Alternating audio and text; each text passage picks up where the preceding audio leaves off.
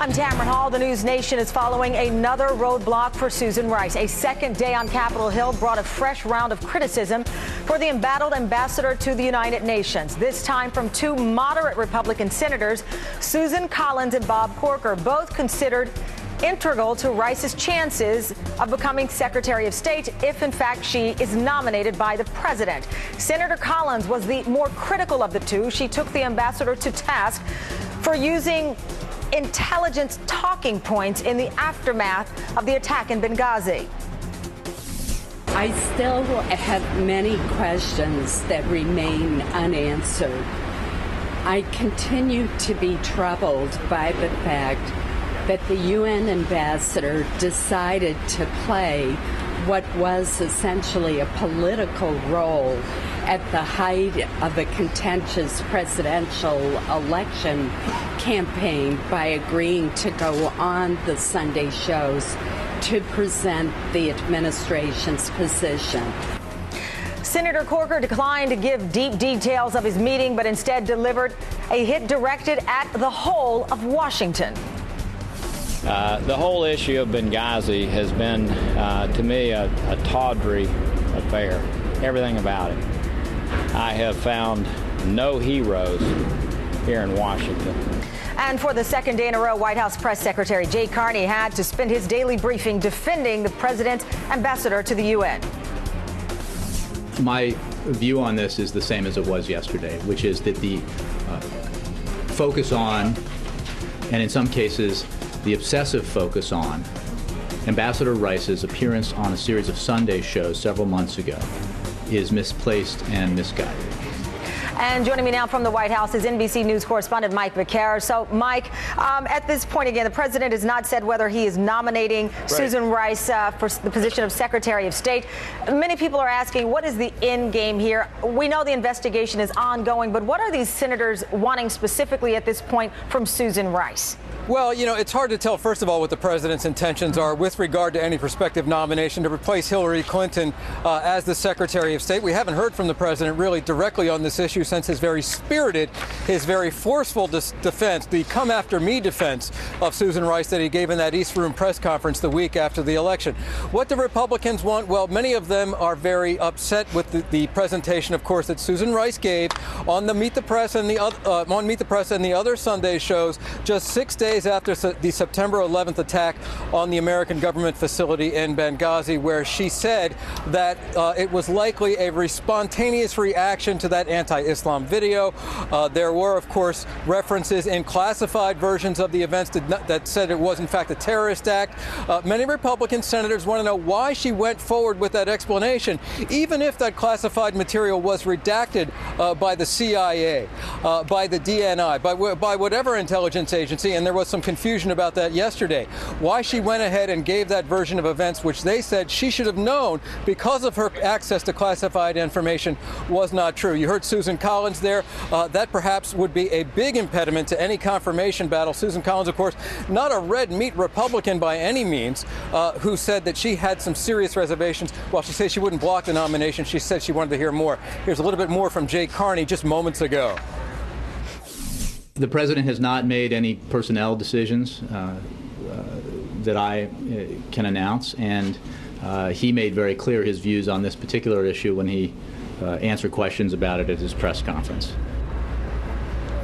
Other than that, Tamara, the president's day consumed with the fiscal cliff, the PR campaign that he has now trying to get past Republican opposition to raising taxes on the wealthy, Tamara. All right, Mike, thank you very much. And we'll talk about the president's meetings today. But moving along to the further conversation on Susan Rice, joining me now, Joel Rubin, former State Department officer, Michael Smerconish, nationally syndicated radio talk show host and MSNBC contributor, Aaron McPike, reporter for Real Clear Politics. Thank you all for joining me. You've got people at this point wondering if this is all about the battle that some Republicans see ahead for the nomination of Secretary of State, and it's no longer about the Benghazi investigation. I ask this question based on remarks made by Susan Collins today, Senator Corker, and Senator John McCain, all related to the Secretary of State position. Let me play all of these comments together and get your reaction.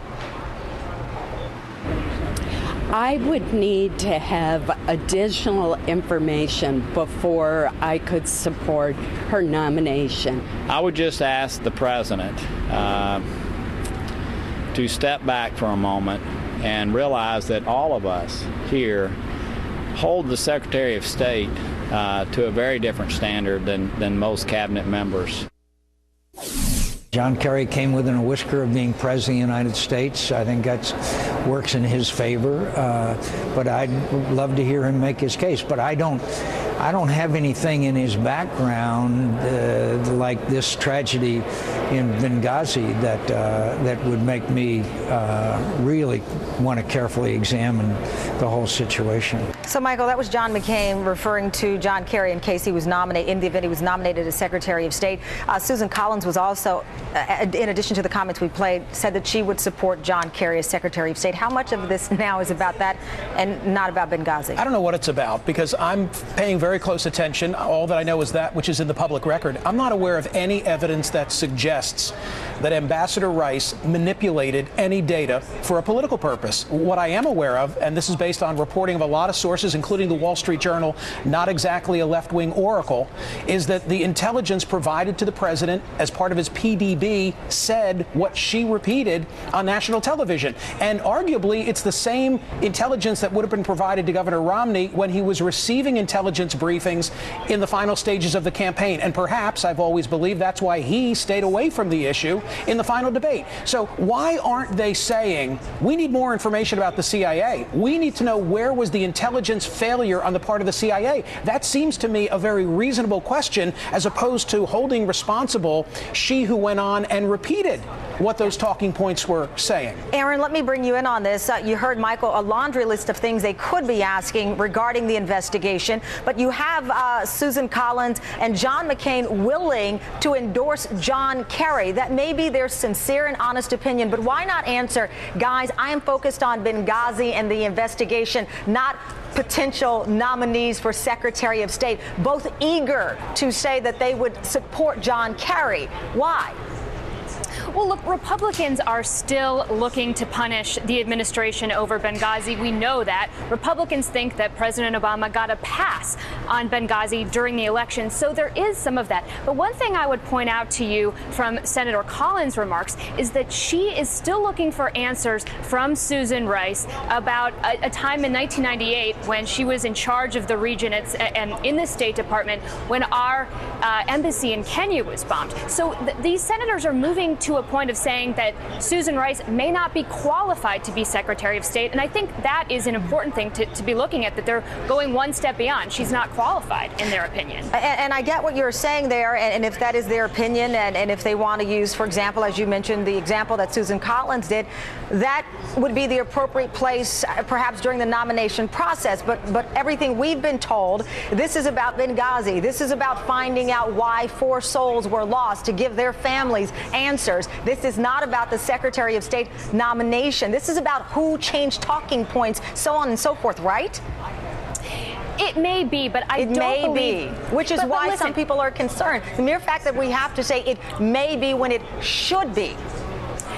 Sure, but the administration likely would not be putting Susan Rice through the ringer with these meetings if they weren't looking to nominate her for Secretary of State. We know that she is President Obama's top choice, and so that's why she has to go through this. Well, our own Andrea Mitchell has said it is unclear, and Chris Matthews also said no one for sure knows whether it is John Kerry or Susan Rice. You might be privy to more information, but as it stands, I've not heard anyone with absolute resolve confirm it is a likelihood, but it could also be John Kerry.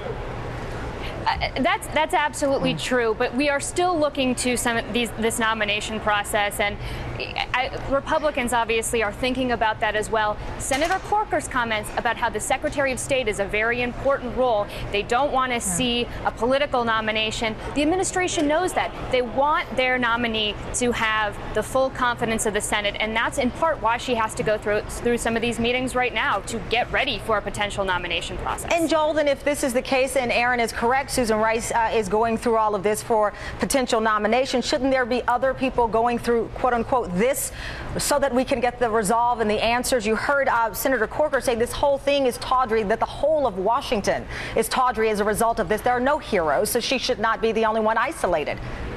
She should not be the only one isolated, and this appears like yesterday there was actually an ambush in the Senate where Susan Rice went to the Senate in all openness to talk to senators who expressed an interest in understanding what she was talking about on the Meet the Press and on the shows, and she came out and they came out and they gave a very negative explanation. It's become personal, but they're treading the line of hypocrisy here where we've seen these senators all vote for her to be confirmed as UN ambassador, as well as previous posts. And they also had no problem confirming Condoleezza Rice in 2005 for Secretary of State, just years after she had on the shows on Sunday called for an invasion of Iraq based upon faulty intelligence. There was no payback there. Now all of a sudden they're very concerned about what people say on Sunday talk shows. It's really getting to a place where it's very unclear as to what it is that they're trying to obtain. But Joel, in fairness, they should, though, be concerned with people and what they say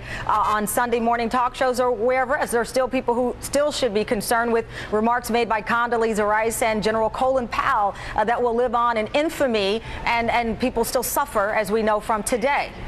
They should be concerned about that, and they should bring that up, and it's necessary to do so. But what it shouldn't be done is in such a way where it's become personalized to the point now where they're questioning her character, where they're calling out Susan Rice as someone that they feel doesn't have what it takes to be an official, even though they recently had approved for her being at the UN. And to the other officials who did get through confirmation, they went through a confirmation process, and it was public, it was open, and it was transparent, and Susan Rice isn't getting that right now. So, Joel, but in the New York Times, Maureen Dowd wrote, if Rice can't soothe the egos of some cranky GOP polls, how could she negotiate with China? That's Maureen Dowd.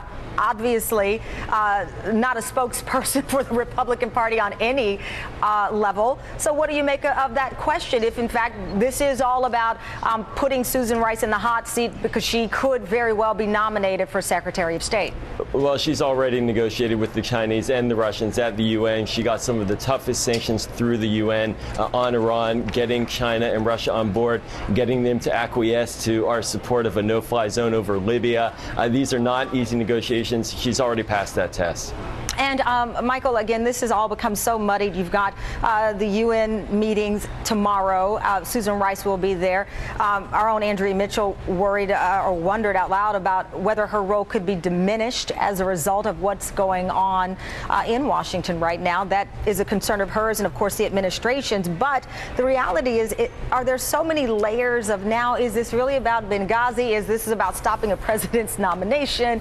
That I don't even know what people think anymore who are listening to this from home. I fault the White House to a certain extent for not being aggressive in dealing with this, because there's a concerted operation in place to stir up the Benghazis around us. Make no mistake, there's a legitimate investigation here into the death of 4 Americans. But beyond that, I think there's a lot of stuff here of conspiracy, and the administration should have learned in birtherism that if they don't confront these sort of things and tell their story aggressively, then that which begins on the fringes sometimes goes mainstream. And I'm watching this unfold as the first issue post-re-election, and I'm saying, why don't they get out in front of it? Call a press conference and say, look, here's the timeline, instead of allowing others to do their work and, frankly, do it poorly. All right. Thank you very much, Michael. Great pleasure having you with us. Joel, thank you. And Aaron, you're going to come back with us after the break for our next panel discussion. Thank you all. And coming up, the